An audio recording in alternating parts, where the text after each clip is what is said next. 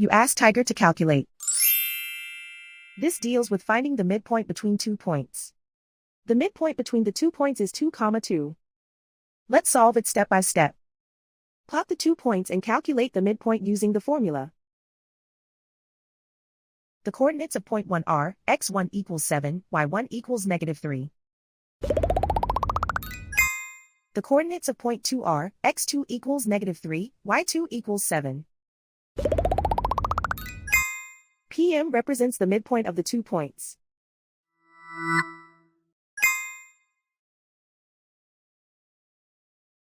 Use the x values in the midpoint formula to find the midpoints x.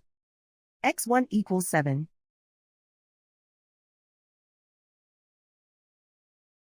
x2 equals -3. Simplify the arithmetic.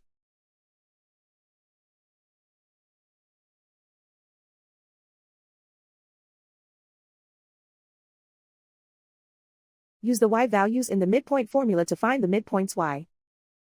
y1 equals -3.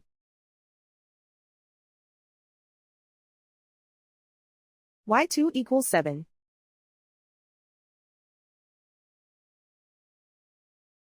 Simplify the arithmetic.